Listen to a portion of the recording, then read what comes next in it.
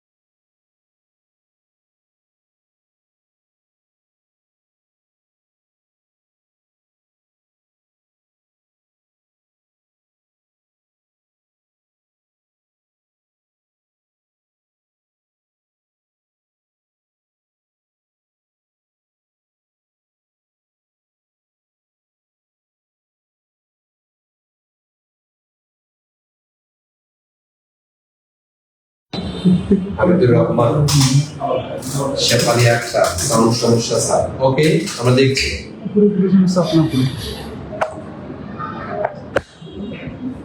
আচ্ছা, এবার দেখেন সাউন্ড ঠিক আছে কি।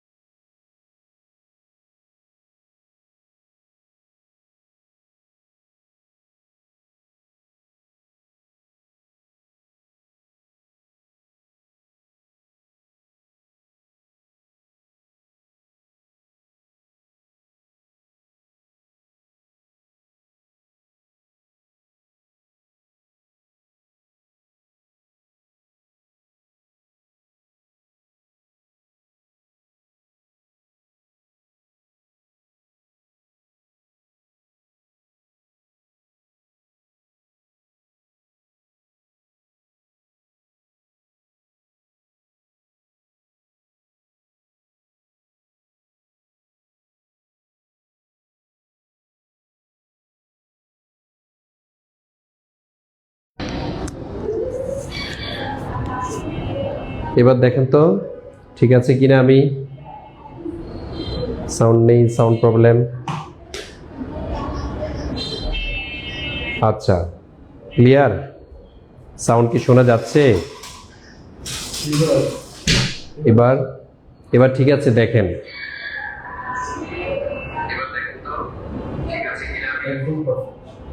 আচ্ছা, আমি আশা করি যে এবার শুনতে পাচ্ছেন আপনারা। হয় না তো ভাইয়া, সাউন্ড হয় নাই তো ভাইয়া। ঠিক আছে বলছে আমাদের আয়েশা সিদ্দিকা আয়েশা সিদ্দিকা আপু যেহেতু বলছে ঠিক আছে, তাইলে মনে হচ্ছে এবার ঠিক আছে। এবার বলেন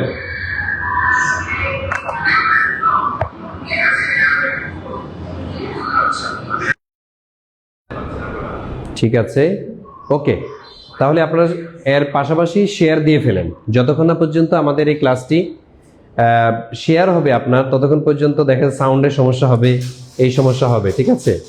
আর কিছু স্টুডেন্ট জয়েন করবে, তারপর আমি ক্লাস শুরু করে দিচ্ছি। জাস্ট 30 সেকেন্ড প্লিজ ক্লাসটি শেয়ার করে দেন। আমি ক্লাসের মধ্যখানে কাউকে বিরক্ত করতে চাই না যে শেয়ার করেন, ঠিক আছে। আমাদের লাইভ ক্লাসগুলো যত বেশি শেয়ার হয়, যত বেশি স্টুডেন্ট পার্টিসিপেট করে, আমাদের লাইভ ক্লাসগুলো তত বেশি প্রাণবন্ত, ইনফরমেটিভ এবং জাঁকঝমকপূর্ণ করার চেষ্টা করা হয়, ঠিক আছে।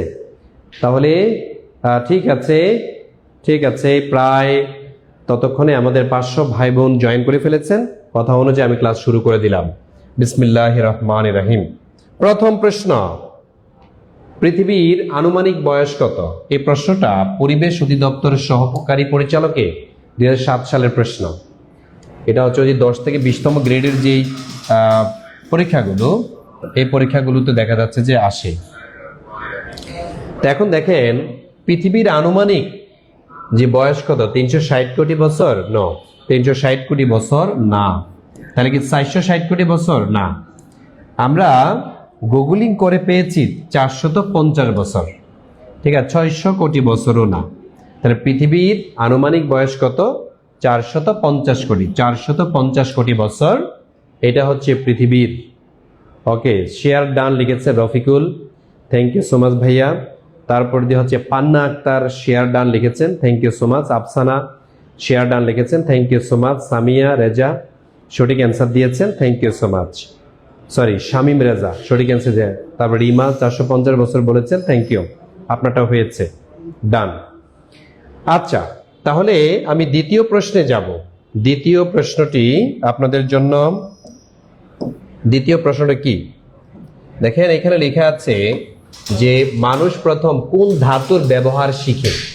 ঠিক আছে, কোন ধাতুর ব্যবহার শিখে মানুষ এই পর্যন্ত, মানে প্রথমে মানুষ প্রথম কোন ধাতুর ব্যবহার শিখে?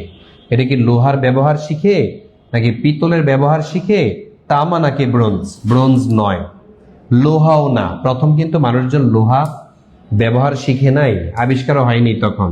পিতলের না। তাহলে সর্বপ্রথম মানুষ যে ব্যবহারটা শিখেছে সেটা আমাদের অনেক ভাই বোন অ্যান্সার করে ফেলেছেন অলরেডি। তারপরে মন উদাসীন, তারপর মানসুরা আফরিন অ্যান্সার করেছেন, শেয়ারডা লিখেছে Jannat Hossain, thank you so much. তারপরে আরিনা, থ্যাংক ইউ। আপনারা শেয়ার ডান তো লিখবেনই, প্রচুর পরিমাণ রিয়াকশন ইউজ করবেন, ঠিক আছে, তাইলে ক্লাসের এইচডিটা ভালো পাওয়া যায়। তাইলে দেখেন তামার ব্যবহার হচ্ছে সবচেয়ে বেশি, ঠিক আছে। তামার ব্যবহার মানুষ প্রথম কোন ধাতুর ব্যবহার শিখে? এটা হচ্ছে প্রথমে মানুষ ব্যবহার করা হচ্ছে তামা। আর সবচেয়ে বেশি ব্যবহার পৃথিবীতে যেটা, সেটা হচ্ছে লোহা, ঠিক আছে, লোহা। তাহলে 2 নাম্বার ডান। আশা করি যে 2 নাম্বার হয়েছে। যদি 2 নাম্বার ডান হয়ে থাকে, আমি আশা করি আমি পরের প্রশ্নে যাব। আর ডান লিখে ফেলবেন, ডান ডান ডান, ঠিক আছে, ডান লিখবেন। আলহামদুলিল্লাহ, ডান, ওকে, ঠিক আছে। পরের প্রশ্ন, প্রত্যেকেই 3 নাম্বার প্রশ্নে অ্যান্সার করবেন, প্রত্যেকে একবারে। এখানে যারা যারা জয়েন করেছেন আমি চাই যে প্রত্যেকেই অ্যান্সার করেন। আধুনিক সভ্যতার ভিত্তি কোনটি? আধুনিক যে সভ্যতা বা সিভিলাইজেশন, এটার ভিত্তি কোনটি? স্বর্ণ? আরে না, অনেক দামি। তাহলে কি ব্রোঞ্জ? নো। তাইলে কি তামা? তামা হবে না। তাইলে বাকি থাকলো কোনটা বলেন? তাহলে বাকি কোনটা থাকলো? আধুনিক সভ্যতার ভিত্তি হচ্ছে লোহা। এই লোহা যারা দিয়েছেন তাদেরটাই সঠিক হয়েছে। তাহলে লোহা কারা কারা দিয়েছেন? হ্যাঁ, লোহা কারা দিয়েছেন? ওকে, থ্যাংক ইউ সো মাচ ভাই, অনেক শেয়ার করেছেন, অনেক শেয়ার করেছেন আপনি, থ্যাংক ইউ ভাই। তারপরে হচ্ছে হ্যাঁ, আমাদের নীলুফার, সূর্জন, ফাতেমা আক্তার, নাজমুন নাহার সঠিক অ্যান্সার দিয়েছেন। তারপরে ফয়সাল সঠিক অ্যান্সার দিয়েছেন। আয়েশা, তারপরে শামিম রেজা সঠিক অ্যান্সার দিয়েছেন। জান্নাত, আকলিমা, সুফিয়ান আক্তার, আখি, হাজেরা, অনেকে সঠিক অ্যান্সার দিয়েছেন, থ্যাংক ইউ। তার মানে লোহা হচ্ছে আধুনিক সভ্যতার ভিত্তি। যেই দেশ যত বেশি লোহার ব্যবহার উন্নত, সেই দেশ তত বেশি অর্থনৈতিকভাবে সমৃদ্ধ। এই উক্তিটি বর্তমান সময়ে ভেসে বেড়াচ্ছে। মানে যে দেশে, মনে রাখবেন, যে দেশে লোহাকে যথাযথ ব্যবহার করতে পেরেছে ওই দেশ তত বেশি সমৃদ্ধ। ঠিক আছে, লোহাকে যারা ব্যবহার করতে পেরেছে সঠিকভাবে বা যথাযথভাবে ওই দেশ তত বেশি সমৃদ্ধ। ঠিক আছে, তাহলে এই পয়েন্টটা একটু লিখে রাখবেন। যে দেশে লোহাকে যথাযথ ব্যবহার করতে পেরেছে, যে দেশ লোহাকে যথাযথ ব্যবহার করতে পেরেছে ওই দেশ তত বেশি সমৃদ্ধির পথে এগিয়ে আছে। তো এটা খুবই গুরুত্বপূর্ণ। জি, বিথি শরীফ, থ্যাংক ইউ সো মাচ। আচ্ছা, তাহলে এটা ডান কিনা? ডান। যদি ডান হয়ে থাকে আপনি ডান লিখে দিবেন, মানে বুঝতে পেরেছেন। ঠিক আছে, তারপর আমি সামনে যাব। ওকে, সবাই অ্যান্সার করতে হবে। সবাইকে আমি রিকোয়েস্ট করবো অ্যান্সার করবেন প্লিজ। মোবাইল টিপতে বেশি যদি কষ্ট হয় তাহলে লাইভ ক্লাসের মজা পাবেন না। ঠিক আছে, আর কাগজ কলমও নিয়ে ক্লাস করতে পারেন। ঠিক আছে, কাগজ কলমও রাখতে পারেন। আসেন পরের প্রশ্ন। এই প্রশ্নের অ্যান্সার আমি আশা করি সবাই পারবেন। যে বিশ্বের সবচেয়ে প্রাচীন সভ্যতা কোথায় গড়ে উঠেছিল? বিশ্বের সবচেয়ে প্রাচীন সভ্যতা কোথায় গড়ে উঠেছিল? এটা দেখেন 24তম বিসিএস পরীক্ষা এসেছে। আবার দেখেন জীবন বীমার উচ্চমান সহকারী পরীক্ষায়ও এই সেম প্রশ্নটা এসেছে। তাহলে বলেন এটা কোথায়? মেসোপটেমিয়া, মিশরীয়, চৈনিক, পারসিক? না, পারসিক হচ্ছে ইরান আর কি, ইরাকে না। চৈনিক মানে যে চীনে না। মিশরীয় বলতে হচ্ছে ইজিপ্ট বা মিশরকে বুঝিয়েছে। তাইলে তিনটার একটা হচ্ছে না, তাইলে একটা মাত্র বাকি আছে, লিখে ফেলেন। সেটা কোনটা? সবচেয়ে প্রাচীনতম সভ্যতা যেটি, সেটা হচ্ছে মেসোপটেমীয়। এই যে মেসোপটেমীয় সভ্যতা, 1000 বছরের ইতিহাস। ঠিক আছে, এখন সভ্যতা কি? সভ্যতা হচ্ছে মানুষের যে আমাদের একটা সিস্টেম। সভ্যতা মানে হচ্ছে সিস্টেম, একটা পদ্ধতি চালু করে এবং কি দীর্ঘকাল পর্যন্ত তারা ডমিনেট করে, তাদেরকে মানুষ ফলো করে। এরকম অনেক সভ্যতা ছিল। মিশরীয় সভ্যতা ছিল, তারপর হচ্ছে চৈনিক সভ্যতা ছিল, রোমান সভ্যতা ছিল, সিন্ধু সভ্যতা ছিল। ঠিক আছে, পৃথিবীতে অনেক সভ্যতার ধ্বংস হয়েছে, ইনকা সভ্যতা আছে ইত্যাদি। আচ্ছা, তারপরে ওকে, থ্যাংক ইউ সো মাচ। আমাদের শরীফুল ইসলাম সঠিক অ্যান্সার দিয়েছেন। জোভান সঠিক অ্যান্সার হয়েছে। মোহাম্মদ ইমরান উদ্দিন কাদেরি সঠিক হয়েছে। মিরাজ কাজ আপনারটা সঠিক হয়েছে, থ্যাংক ইউ। পরের প্রশ্নে আসি আমরা। এই প্রশ্নের অ্যান্সার কে কে পারবেন? মেসোপটেমীয় বর্তমান নাম কি? মেসোপটেমীয়র বর্তমান নাম কি? ঠিক আছে, এই প্রশ্নটা দেখেন পরীক্ষার মধ্যে এসেছে, কৃষি সম্প্রসারণ অধিদপ্তরে এই প্রশ্নটা এসেছে, সহকারী কৃষি কর্মকর্তায়। তাহলে মেসোপটেমীয় এটার বর্তমান নাম এটা কি? সিরিয়া? না, সিরিয়া তো আবিসিনিয়া এরকম বলা হতো। মরক্কো? নো। তাহলে কি ইরাক নাকি লেবানন? লেবানন হবে না। তাহলে বাকি কোনটা থাকলো? বাকি থাকলো হচ্ছে ইরাক। তার মানে মেসোপটেমীয় এর বর্তমান নাম হচ্ছে ইরাক। মেসোপটেমীয় এর বর্তমান নাম হচ্ছে ইরাক। আচ্ছা, পরের প্রশ্ন, 6 নম্বর প্রশ্নে আমরা আসি। কিউনিফর্ম কি? এটা আশা করি অনেকের পরিচিত। আর এই পর্যন্ত এই প্রশ্নটা শুধু রাজশাহী বিশ্ববিদ্যালয়ে আসছে ব্যাপারটা এমন না। এই প্রশ্নটা বিসিএস এর জন্য গুরুত্বপূর্ণ। এই প্রশ্নটা প্রাইমারি পরীক্ষার জন্য গুরুত্বপূর্ণ। এই প্রশ্নটা এনটিআরসির যে পরীক্ষাগুলো হচ্ছে, এনটিআরসিএ, তাদের জন্য গুরুত্বপূর্ণ। আবার এই যে প্রথম প্রাইমারির যে প্রধান শিক্ষক নিয়োগ পরীক্ষা, এখানেও কিন্তু এটা আসবে, কারণ এই প্রশ্নটা হচ্ছে শিক্ষার সাথে সম্পর্কীয়। ইউনিফর্ম এটার এই ভাষায় কোথায় টিকেছিল, বা ইউনিফর্ম জিনিসটা কি? এটা কি জ্যামিতিক নকশা, নাকি লিখন পদ্ধতি, নাকি চৈনিক অক্ষর, নাকি পাথরের নকশা? দেখি আমাদের মোহাম্মদ ইমন চৌধুরী অ্যান্সার করেছেন সঠিক, আমাদের রিমা সঠিক অ্যান্সার করেছেন, ইয়াসিন সঠিক অ্যান্সার করেছেন, জান্নাতুল ফেরদৌস জাকি। প্রশ্ন দেখে তো বোঝা যাচ্ছে একদম ফার্স্ট টু লাস্ট পড়তে হবে ইনশাল্লাহ, ফার্স্ট টু লাস্টই পড়তে হবে আপনাকে। বেসিক ধরে না পড়লে, এই যে আজকে 47তম বিসিএস পরীক্ষা হয়েছে, 47তম বিসিএস এর প্রশ্ন আপনি যদি বলেন মুখস্থ করে যারা গিয়েছে তারা আজ কিন্তু কট খেয়েছে। মুখস্থের দিন শেষ, আপনাকে চিন্তা ভাবনা করে লিখতে হবে, ঠিক আছে? চিন্তা ভাবনা করে তারপর লিখতে হবে। 2022 সালের জনশুমারি অনুযায়ী বর্তমানে বাংলাদেশের জনসংখ্যা কত? ঠিক আছে, এখন আপনি তো মুখস্থ না পারেন, আসলে তো ভালো করে গেস করেন না যেটা কি হতে পারে। ঠিক আছে, অনেকে যারা ধারণা করতে পেরেছে পরীক্ষা তারা বলেছে খুব ভালো দিয়েছি, খুব ভালো দিয়েছি। তাহলে মুখস্থের দিন কিন্তু শেষ। তাহলে বলেন ইউনিফর্ম কি? এটা কি জ্যামিতিক নকশা? না না। চৈনিক অক্ষর? সেটাও না। পাথরের নকশা? সেটাও না। তাইলে এটা কি বলেন? বাকি থাকলে হচ্ছে লিখন পদ্ধতি। এটা হচ্ছে লিখন পদ্ধতি। দেখেন এই সেই ইউনিফর্ম, এই যে ইউনিফর্ম, এটা একটা লিখন পদ্ধতি। এটা হচ্ছে মেসোপটেমিয়া সভ্যতার আবিষ্কার। মেসোপটেমীয় সভ্যতায় আবিষ্কার হয়। তাহলে মেসোপটেমীয় সভ্যতায় আবিষ্কার করে এই অক্ষরগুলো, যারা হচ্ছে কাদামাটি দিয়ে এই যে লেপকায়া তারপরে হচ্ছে তারা লিখতো।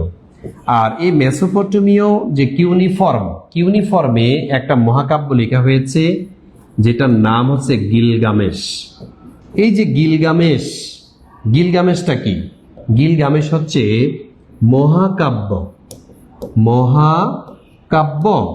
মহাকাব্যকে ইংরেজিতে বলা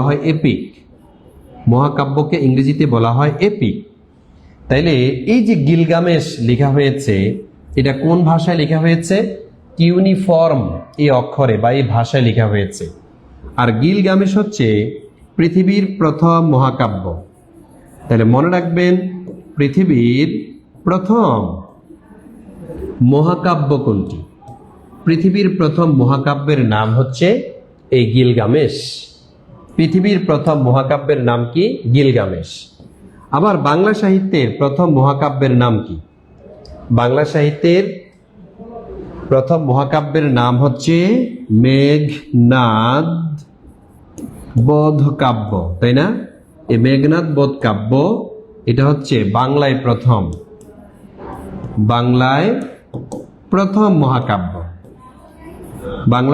মহাকাব্য, যেটা 1861 সালে মাইকেল মধুসূদন দত্ত প্রকাশ করেছেন, লিখেছেন।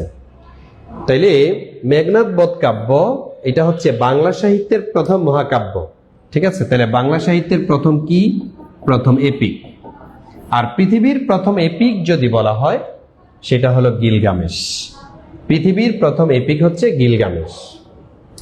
ঠিক আছে, পৃথিবীর প্রথম এপিক যেটা সেটার নাম হচ্ছে গিলগামেশ, আর বাংলায় প্রথম এপিক যেটা সেটার নাম হচ্ছে মেঘনাদ বধ কাব্য।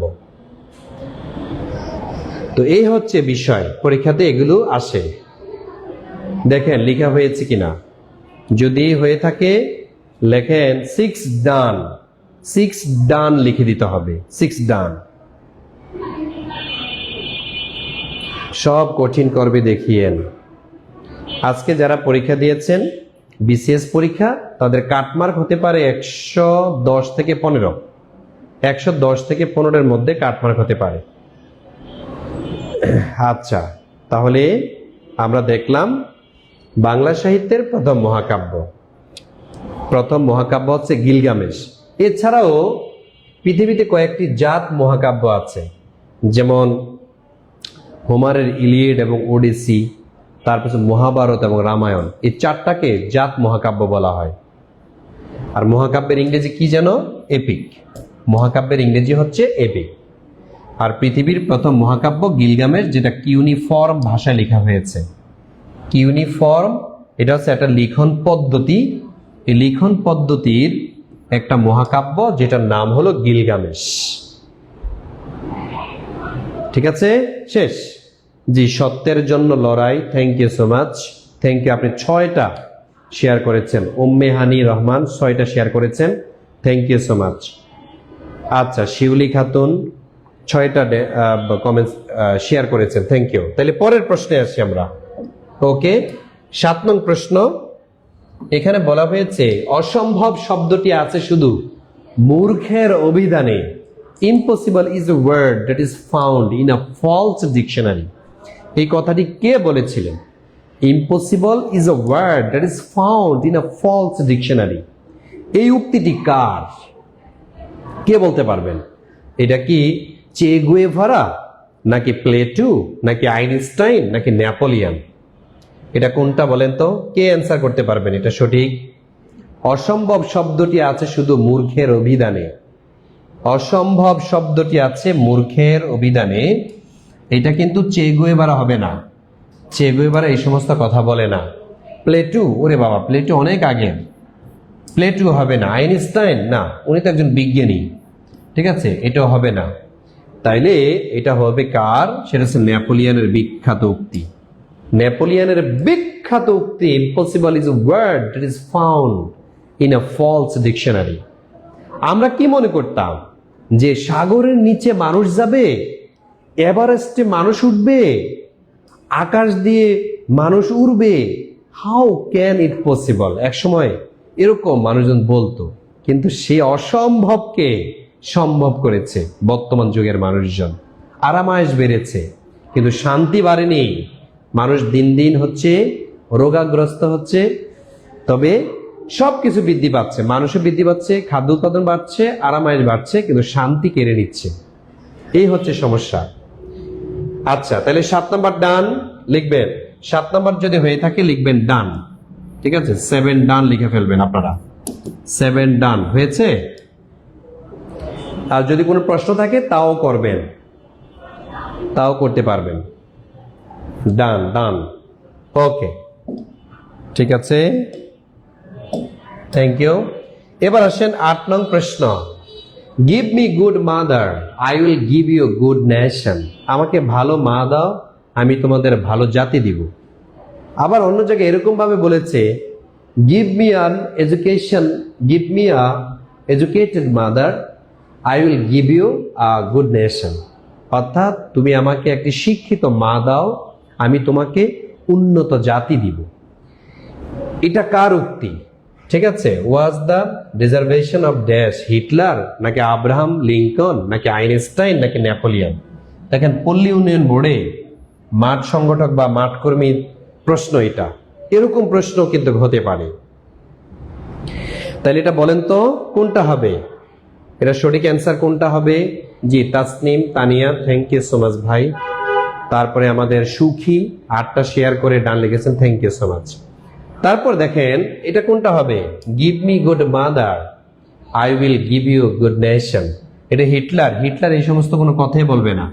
হিটলার জীবনে বিয়ে করে নাই, তবে হিটলার একটা প্রেমিকা ছিল, স্ত্রীর মতোই তিনি সাথেই থাকতেন। ঠিক আছে, আমি অন্য একদিন বলবো। আব্রাহাম লিঙ্কন, না, উনি একজন প্রেসিডেন্ট ছিলেন, আমেরিকার একজন প্রেসিডেন্ট ছিলেন, যিনি খ্রিস্টানদের নাগরিকত্ব দিয়েছিলেন। তাকে পরবর্তীতে হত্যা করা হয়। আইনস্টাইন, না না, উনি বিশ্বের শ্রেষ্ঠ বিজ্ঞানী হিসাবে পরিচিত। তাহলে কোনটা হবে? তাই হচ্ছে নেপোলিয়ন। তাহলে নেপোলিয়ন ব্যতীত আর কেউ বলতে পারে না। ফরাসি বিপ্লবের কিং, শিশু। ঠিক আছে, is called the child of French revolution. এই ফ্রেঞ্চ রেভলিউশনের শিশু হিসেবে পরিচিত বা বলা হয় যাকে, তিনি হচ্ছে নেপোলিয়ন। তিনি বলেছিলেন এই উক্তিটি। তাহলে হয়েছে কিনা? হ্যাঁ, ডান ডান। 8 নাম্বার ডান কিনা? এটা লিখে ফেলবেন, ডান। যদি ডান হয় আমি সামনে যাব। Napoleon, Napoleon, Napoleon, thank you so much, thank you. যারা নতুন আসছেন কিন্তু শেয়ার করেন না, প্লিজ ক্লাসটা শেয়ার করতে হবে, ক্লাসটা শেয়ার করতে হবে। আমরা চাই যে সবার অংশগ্রহণে আজকের ক্লাসটি একটি হাই ভোল্টেজ মূলক ক্লাসই হোক, আমি চাই। আচ্ছা, তাইলে পরের প্রশ্নে আসি। 9 নং প্রশ্ন। রুশ বিপ্লবে নেতৃত্ব দানকারী দল কোনটি? কারিগরি ও মাদ্রাসা শিক্ষা বিভাগের অফিসার সহকারীতে এই প্রশ্নটা এসেছে। এই প্রশ্নটা আবার নিবন্ধনেও এসেছে। ঠিক আছে, এই প্রশ্নটা নিবন্ধনেও এসেছে, আবার প্রাইমারি পরীক্ষাতেও আসতে পারে। এবার যারা প্রাইমারিতে পরীক্ষা দিবেন এখানেও আসতে পারে। আচ্ছা, তাহলে এটা কোনটা হবে? রুশ বিপ্লবের নেতৃত্ব দানকারী দল নাৎসি। না না, নাৎসি হবে না। ঠিক আছে, নাৎসি হবে না, এটা হচ্ছে হিটলারের দলের নাম নাৎসি। বলশেভিক নাকি মিনশেভিক নাকি কমিউনিস্ট পার্টি? কমিউনিস্ট পার্টি হবে না, কারণ এটা হচ্ছে চীনে। নাকি মিনশেভিক বলতে এরকম পার্টির নাম আমি পাই নাই, তবে বলশেভিক এই নামটা আমি পেয়েছি। বলশেভিক বিপ্লব বা অক্টোবর বিপ্লব নামে একটা বিপ্লব হয়েছিল রাশিয়াতে 1917 সালে। ঠিক আছে, এটাকে বলা হয় কি? রুশ বিপ্লব। তো এই যে রুশ বিপ্লব অথবা বলশেভিক বিপ্লব অথবা এটাকে বলা হয় অক্টোবর বিপ্লব। ঠিক আছে, এটাকে বলা হয় অক্টোবর বিপ্লব। আবার এটাকে অনেকে সমাজতান্ত্রিক বিপ্লব বলা হয়, বলেন সমাজতান্ত্রিক বিপ্লব। ঠিক আছে, বিপ্লব বলেন। আর এটাকে আবার অনেকে লেনিন বিপ্লব বলেন, কারণ তার নেতৃত্বে হয়েছিল এই বিপ্লবটি। আর এই বিপ্লবের মেয়াদ ছিল 10 দিন। ঠিক আছে, এই কারণে এটাকে 10 দিনের বিপ্লব বলা হয়ে থাকে। তাহলে 10 দিনের বিপ্লব বলা হয় কোনটাকে? এই রুশ বিপ্লবকে। ঠিক আছে, 1917 সালের এই রুশ বিপ্লবকে 10 দিনের বিপ্লব বা লেনিন বিপ্লব বলা হয়ে থাকে। আর এই যে সমাজতান্ত্রিক বিপ্লব হয়েছে, এই বিপ্লবের কারণে রাশিয়াতে সমাজতন্ত্র চালু হয়। হ্যাঁ, রাশিয়াতে সমাজতন্ত্র চালু, সাংবিধানিকভাবে সমাজতন্ত্র চালু হয়েছে 1922 সালে। ঠিক আছে, রাশিয়াতে সমাজতন্ত্র চালু হয়েছে কবে? 1922 সালে। এই হচ্ছে রাশিয়া পৃথিবীর প্রথম সমাজতান্ত্রিক দেশ। তাহলে রাশিয়া কি বলেন তো? পৃথিবীর প্রথম সমাজতান্ত্রিক দেশ। তাহলে প্রথম সমাজতান্ত্রিক দেশ যদি বলা হয় সেটা কোনটা? সেটা হচ্ছে রাশিয়া। রাশিয়াই হলো পৃথিবীর প্রথম সমাজতান্ত্রিক দেশ। এই রাশিয়াতে 1917 সালে বিপ্লবটা ঘটেছিল, যে বিপ্লবের মাধ্যমে সারা পৃথিবীর অর্থনৈতিক দরজা একটা ভিত নাড়িয়ে দিয়েছিল। দেখা যাচ্ছে যে এই অর্থনীতির নতুন একটা ফরম্যাট দাঁড়ালো, সেটা হচ্ছে সমাজতন্ত্র, যেখানে শ্রেণী বৈষম্যের কোনো স্থান নাই। সমাজতন্ত্রের বৈশিষ্ট্য হলো যেখানে শ্রেণী বৈষম্যের কোনো স্থান নাই। কেউ খাবে তো কেউ খাবে না, তা হবে না তা হবে না। এটাই কিন্তু রুশ বিপ্লব সমাজতান্ত্রিক রাষ্ট্রগুলোর স্লোগান। একজনের ধনী হবে আরেকজন আঙ্গুল চুষবে, এটা হবে না। ঠিক আছে, এই সমাজতন্ত্রের যিনি জনক, যদি বলা হয় যে সমাজতন্ত্রের জনক কে, তখন হবে কার্ল মার্কস। ঠিক আছে, জার্মানের যে কার্ল মার্কস, এই কার্ল মার্কস হচ্ছেন আধুনিক সমাজতন্ত্রের জনক। তাহলে কার্ল মার্কস হচ্ছেন আধুনিক সমাজতন্ত্রের কি বলেন? জনক। আর লেনিন কি? লেনিন হচ্ছে এই সমাজতান্ত্রিক আন্দোলনের নেতৃত্ব দিয়েছিলেন। ঠিক আছে, আচ্ছা, এটা হয়েছে কিনা এটা বুঝতে পেরেছেন? যদি এটা হয়ে থাকে ডান লিখে দেন, যে 9 ডান, দ্রুত লিখে দিতে হবে। আমরা অনেকগুলো প্রশ্ন এরকম ব্যাখ্যা সহ পড়ব আমার ক্লাসগুলোতে। যারা নিয়মিত জয়েন করেন, আশা করি যে আপনাদের পরীক্ষার হলে গিয়ে দুঃখ পাইতে হবে না, কষ্ট পাইতে হবে না। আচ্ছা, এবার আসেন পরবর্তী প্রশ্ন। 10 নং প্রশ্নে আসি আমরা, যে অক্টোবর বিপ্লবের নেতৃত্ব দিয়েছেন কে? এটা সহজ, একটু আগে বলেছি। কার্ল মার্কস না, এঙ্গেলস না, বিয়ার লেনিন? ইয়েস। তাইলে অক্টোবর বিপ্লবে নেতৃত্ব দিয়েছিলেন ভ্লাদিমির ইলিচ লেনিন। এই সে লেনিন যার নেতৃত্বে রাশিয়াতে সমাজতন্ত্র প্রতিষ্ঠা হয়েছে। আর এই সে লেনিন যিনি মৃত্যুবরণ করেন কত সালে? লেনিন 1924 সালে মৃত্যুবরণ করেন। তার লাশ মমি করে রাখা হয়েছে। লাশ মমি করে রাখা হয়েছে কোথায়? তার লাশটি মমি করে রাখা হয়েছে, তার লাশটি মমি করে রাখা হয়েছে রেড স্কোয়ারে। ঠিক আছে, এই যে রেড স্কোয়ার, রেড স্কোয়ার এটা হচ্ছে মস্কোতে অবস্থিত একটি জাদুঘর। ঠিক আছে, মস্কোতে অবস্থিত একটি জাদুঘর যেখানে লেনিনের লাশ সংরক্ষণ করে রাখা হয়েছে। ঠিক আছে, তো এই হচ্ছে বিষয়। তারপরে আরো অনেক প্রশ্ন আছে, যেমন কার্ল মার্কস কোন দেশে মৃত্যুবরণ করেন? মনে রাখবেন, কার্ল মার্কস যদি বলা হয় ওনার জন্ম কোন দেশে, কার্ল মার্কস একজন ইহুদি, ওনার জন্ম ছিল জার্মানিতে, কিন্তু ওনার মৃত্যু কি জার্মানিতে? না না, ওনার মৃত্যু ফ্রান্সে, সেটাও না। তাহলে কোথায় হবে? যুক্তরাজ্যে। তাহলে কার্ল মার্কসের মৃত্যু হয়েছে যুক্তরাজ্যে, কার্ল মার্কসের মৃত্যু হয়েছে যুক্তরাজ্যে। এই সেই কার্ল মার্কস যিনি আধুনিক সমাজতন্ত্রের জনক, আধুনিক সমাজতন্ত্রের জনক। তাহলে আধুনিক সমাজতন্ত্রের জনককে? জার্মানিতে জন্ম নেয়া এই কার্ল মার্কস। হয়েছে? হ্যাঁ, যদি এটা হয়ে থাকে ডান লিখে দেন, ডান লিখে দিতে হবে। জি, তাসনিম তানিয়া সঠিক হয়েছে আপনার অ্যান্সার। মিরাজ আপনারটা সঠিক হয়েছে। লিজা হ্যাঁ সঠিক। আসিফা আক্তার হয়েছে। মোহাম্মদ জসিম আপনারটা হয়েছে। শেষের কবিতা মমি কি স্যার? মমি মানে সংরক্ষণ করা, মমি মানে সংরক্ষণ করে রাখা, ফ্রিজিং করে রাখা। আগে ভেন্টিলেশন থাকতো, যেমন মিশরের জাদুঘরের মধ্যে ফেরাউনের লাশ সংরক্ষণ আছে, অনেক লাশ সংরক্ষণ আছে। তেমনি ভাবে লেনিনের লাশ সংরক্ষণ আছে এখনো। অনেক মানুষ গেলে দেখতে পারে, তাকে কবর দেওয়া হয় না, পুড়িয়ে ফেলা হয় না। ঠিক আছে, জাদুঘরের মধ্যে রেখে দেওয়া হয়েছে। আচ্ছা ঠিক আছে, পরের প্রশ্নে আসি আমরা। যে ফ্যাসিজম এর প্রবর্তক কে?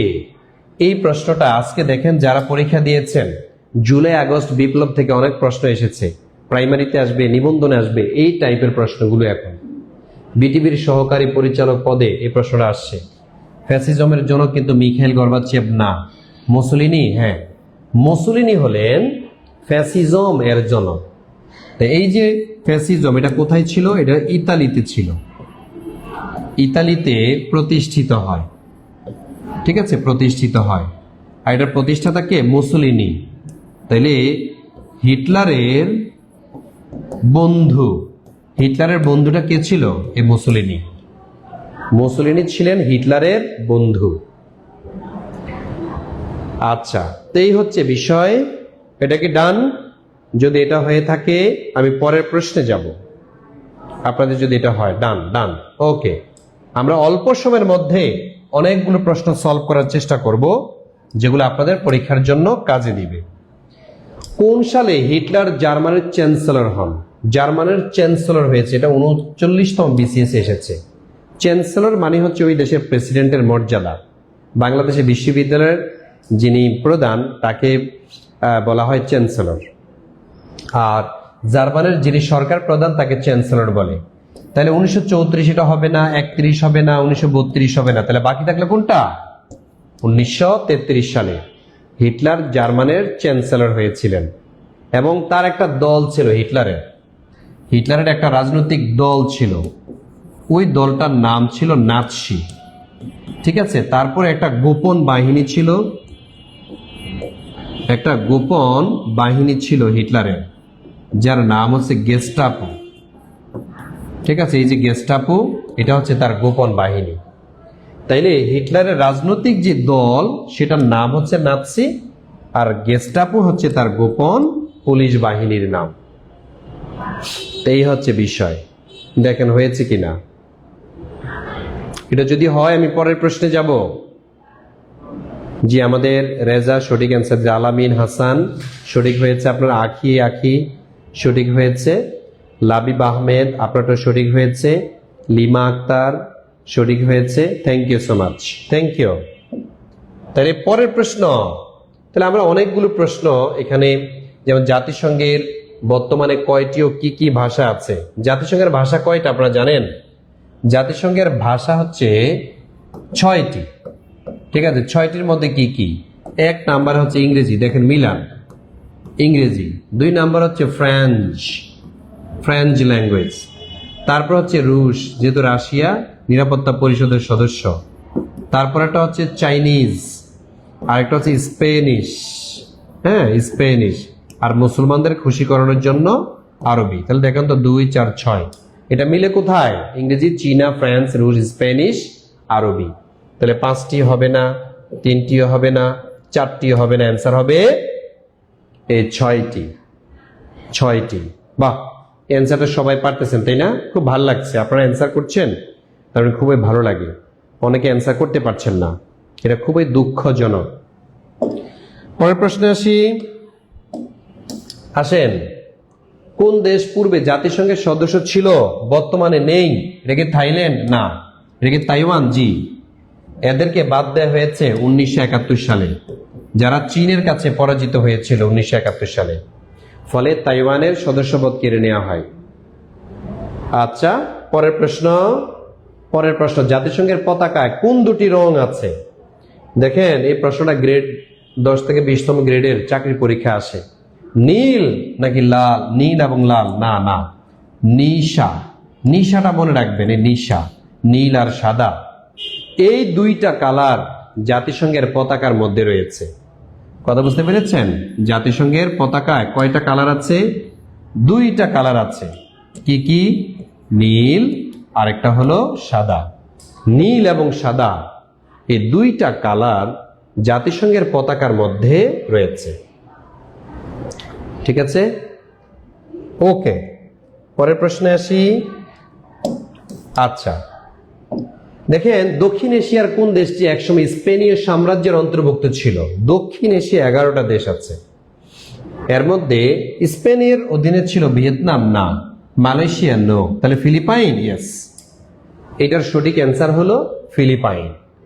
এই ফিলিপাইনের অধীনে ছিল হচ্ছে স্পেনীয় সাম্রাজ্যের অধীনে। সুবিক বে কোথায় অবস্থিত? সুবিক বে এটা মূলত ফিলিপাইনে। তো ফিলিপাইন তার ক্যারিবিয়ান অঞ্চলের না, দক্ষিণ পূর্ব এশিয়ার একটা দেশ। তাইলে সুবিক বে কোথায় অবস্থিত? তাহলে এটা মনে হয় পারবেন, যে ফুলের জুড়ি অ্যান্সার করে ফেলছেন। আপনাদের অনেকে প্রশ্ন দেখার সাথে সাথে অ্যান্সার করতে পারছে, এটা খুব ভালো দিক। ঠিক আছে, তার মানে আপনার ব্রেন চালু আছে, আপনি পড়াশোনার মধ্যে আছেন। পড়াশোনার মধ্যে থাকলে এগুলো অ্যান্সার করাটা সহজ। Thank you. পরের প্রশ্ন আসেন, 19 নং প্রশ্ন। সুবিক বে কোথায় অবস্থিত? সুবিক বে এটা হচ্ছে ফিলিপাইনে। সুবিক বে এটা হলো ফিলিপাইনে। 20 নাম্বার। ইন্দোনেশিয়া দেশের উপনিবেশ ছিল। কোন দেশের উপনিবেশে ছিল? Indonesia, Netherland. ইন্দোনেশিয়া নেদারল্যান্ডের উপনিবেশে ছিল। আচ্ছা, 21 নাম্বার। প্রেসিডেন্ট সুকর্ণ অন্য যে নামে পরিচিত ছিল? দেখেন, এই প্রশ্নটাও পরীক্ষাতে এসেছে। এবার ইন্দোনেশিয়া থেকে কেন যেন আমার মনে হয় প্রশ্ন থাকবে। তাহলে সুকর্ণ কি নামে? মাহাতির নামে? না না, মাহাতির মোহাম্মদ নামে। তাহলে ব্যাকর্ণ, এই ব্যাকর্ণ হচ্ছে সঠিক অ্যান্সার। ঠিক আছে, প্রেসিডেন্ট সুকর্ণ, যিনি হচ্ছেন ইন্দোনেশিয়ার জাতির জনক হিসাবে পরিচিত। এই যে যখন বলা হবে আহমেদ সুকর্ণ, তাহলে আহমেদ সুকর্ণকে ইন্দোনেশিয়ার জাতির জনক, ইন্দোনেশিয়ার জাতির জনক। আর এই আহমেদ সুকর্ণের মেয়ের নাম হচ্ছে সুকর্ণপুত্রী, মেঘবর্তী সুকর্ণপুত্রী, মেঘবর্তী সুকর্ণপুত্রী, তিনি হচ্ছেন বিশ্বের প্রথম মুসলিম নারী প্রেসিডেন্ট। ঠিক আছে, বিশ্বের প্রথম মুসলিম নারী প্রেসিডেন্ট কে? এই মেঘবর্তী সুকর্ণপুত্রী, আহমেদ সুকর্ণের মেয়ে, ইন্দোনেশিয়ার। তাহলে মেঘবর্তী সুকর্ণপুত্রী, যিনি হচ্ছেন বিশ্বের প্রথম নারী প্রেসিডেন্ট মুসলমানদের মধ্য থেকে। আর যদি মুসলমান শব্দটা উল্লেখ না থাকে তখন হবে ইসাবেলা। ইসাবেলা হলেন পৃথিবীর প্রথম নারী প্রেসিডেন্ট।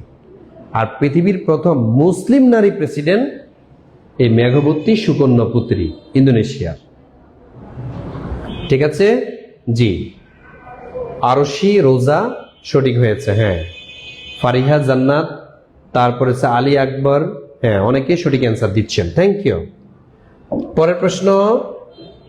পরের প্রশ্নে আমরা দেখি কি আছে। পরের প্রশ্ন হচ্ছে আল শাবাব কোন দেশের সংগঠন? কুয়েত, সংযুক্ত আরব আমিরাত, নাকি সোমালিয়া, নাকি নাইজেরিয়া? এটা সোমালিয়া হবে, ঠিক আছে, সোমালিয়া হবে। এত কঠিন ক্যান্সার 47 বিসিএস এর পরীক্ষার প্রশ্ন এত কঠিন কেন? আপনি মনে হয় প্রথম দিয়েছেন, এই কারণে কঠিন মনে হচ্ছে। যারা দিচ্ছে অনেকেই বলেছে পরীক্ষা অনেক ভালো হয়েছে। আচ্ছা, তাইলে আল শাবাব কোথাকার গেরিলা সংগঠন? কোথাকার? সেটা হচ্ছে এই সোমালিয়া। পরের প্রশ্নে আমরা আসি।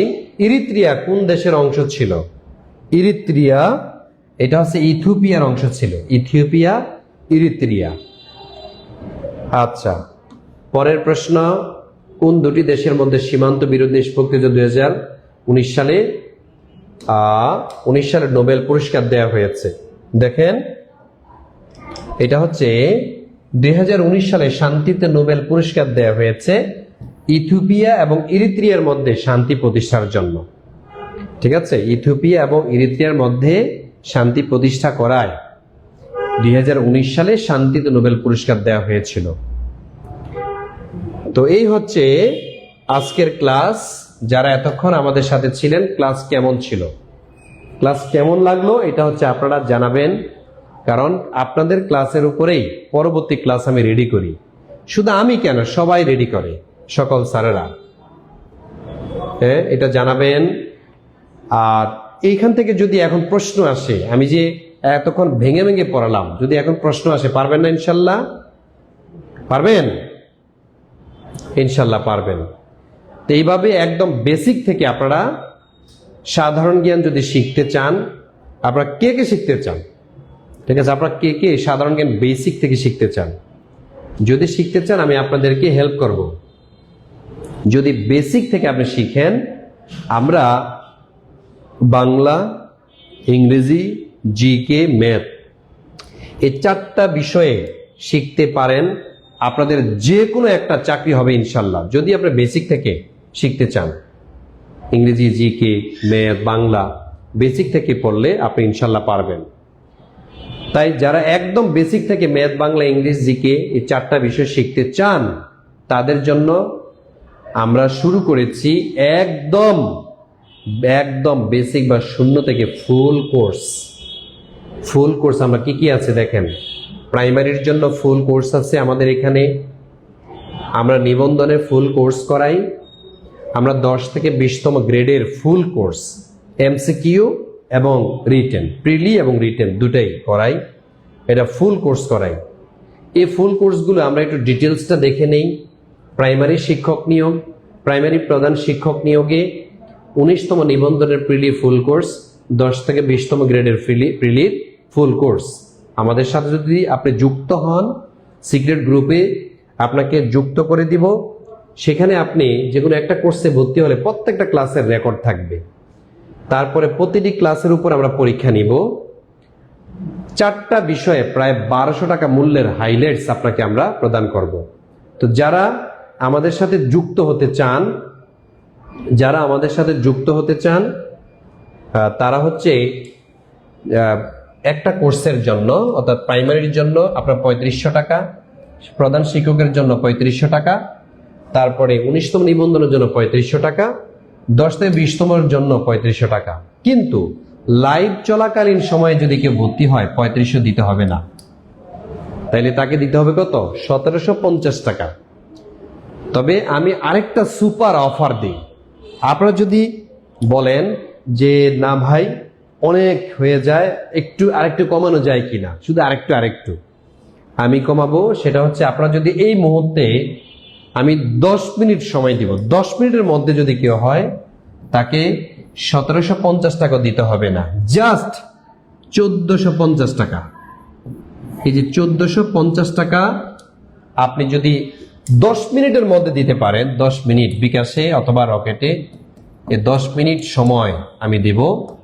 এই 10 মিনিটের মধ্যে যদি আপনি পাঠান 1450 টাকা পাঠায়া আপনি লিখবেন পেমেন্ট ডান, পেমেন্ট ডান লিখবেন এবং লাস্ট 3 ডিজিট অর্থাৎ যে নাম্বার থেকে পাঠাচ্ছেন, যে নাম্বার আপনি পাঠাবেন এই নাম্বারটা হচ্ছে এই যে এটা 01767 26 57 58, 01767 26 57 58। এই নাম্বারে বিকাশও খোলা আছে, নগদও খোলা আছে। আপনি সেন্ড মানি করবেন, ঠিক আছে, সেন্ড মানি করবেন। আমরা আপনাকে একটা সিক্রেট গ্রুপে অ্যাড করব আর 4টা বিষয়ে আপনাকে হাইলাইট দিব 1200 টাকা মূল্যের, বাংলা, ইংরেজি, সাধারণ জ্ঞান এবং ম্যাথের নিবন্ধন দিব। টাকা কি 2 বারে দেয়া যাবে? আমার একটু প্রবলেম তো।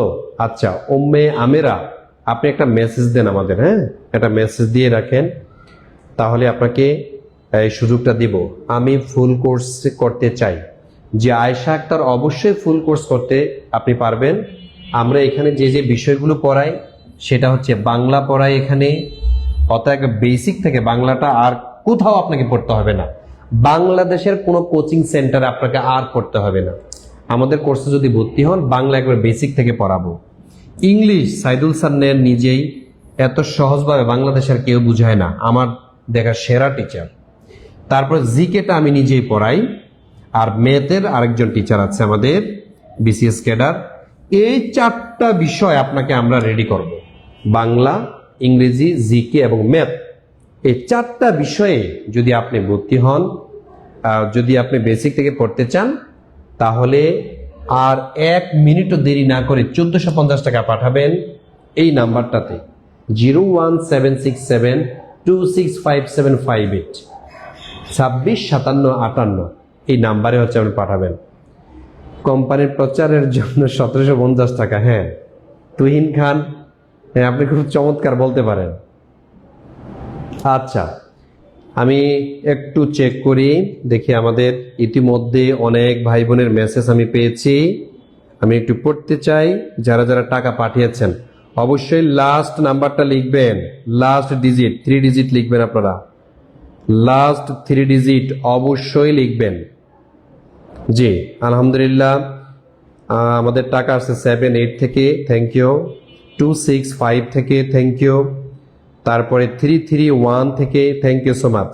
আচ্ছা, যারা যারা টাকা পাঠাচ্ছেন তারা একটু লাস্ট ডিজিটটা লিখে দেন, লাস্ট 3 ডিজিট লিখে দেন একটু, ঠিক আছে। 1450 টাকা আমি 10 মিনিটে একটা অফার দিয়েছি যারা প্রাইমারিতে ভর্তি হবেন। আর এখন তো হচ্ছে সবচেয়ে হাই ভোল্টেজ নিয়োগ পরীক্ষার যেটা হতে যাচ্ছে সেটা হচ্ছে এই যে প্রাইমারি প্রধান শিক্ষক নিয়োগে, প্রাইমারি প্রধান শিক্ষক নিয়োগ ফুল কোর্সে যদি আপনি ভর্তি হতে চান তাহলেও আপনাকে জাস্ট 1450 টাকা দিলে হবে, ঠিক আছে। 1450। স্যার কালকে দেয়া যাবে? কি লস করলাম ভাই, দুপুরে 1750 দিয়ে ভর্তি হয়েছেন। হ্যাঁ, আপনার এই টাকা বৃথা যাবে না। শিক্ষা সেক্টরে বা আপনার নিজেকে নিজের কি বলে স্কিল ডেভেলপ করার জন্য আপনি যা ইনভেস্ট করবেন তাই লাভ। এটা আবার প্রকৃতি আপনাকে ফিরিয়ে দিবে লাভে উসুলে, বুঝতে পেরেছেন। শিক্ষা খাতে ইনভেস্ট করে কখনো দুঃখিত হবেন না। আপনি তো একটা রেস্টুরেন্টে, ভালো একটা রেস্টুরেন্টে বৈশা তো এমন ভাবে খান 700-800 টাকা বিল উঠিয়া দেন, ঠিক আছে।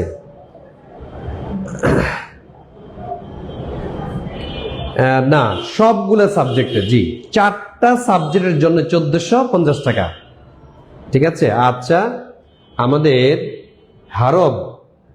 হারব বলে 3817 থেকে, জি দেখি হারব ছাড়া অনেকেই ভর্তি হয়েছে আমাদের এখানে।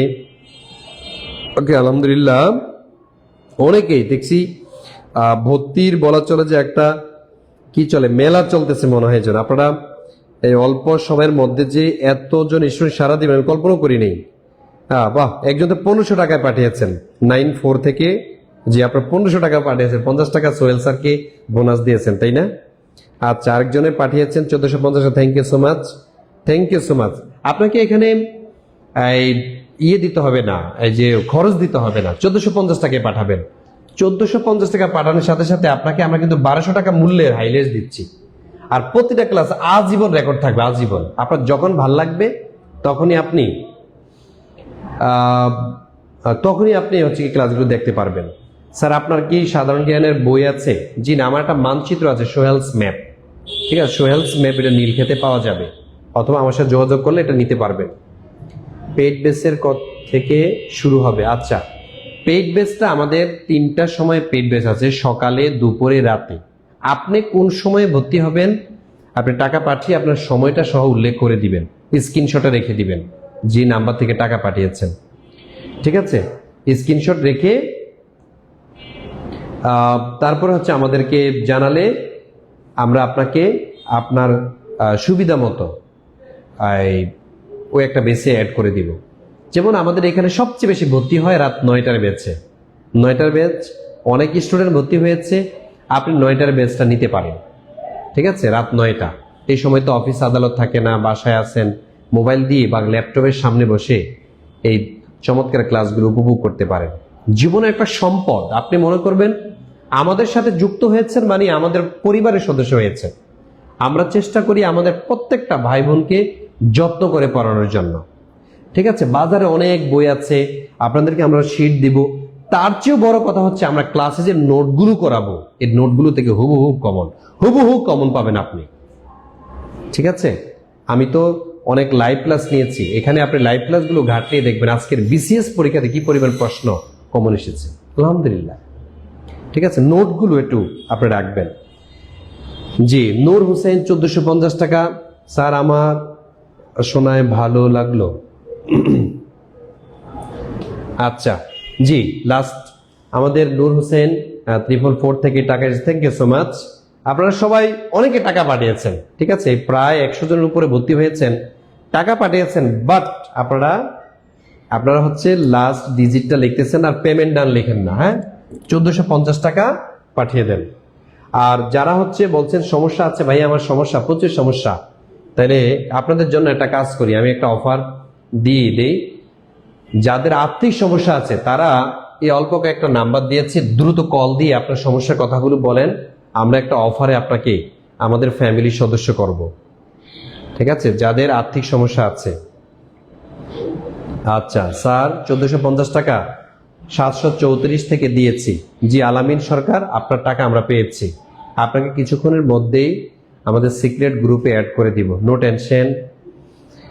তারপরে পেমেন্ট ডান লিখেছেন আমাদের MD Saidur Rahman Sayed, thank you so much ভাইয়া।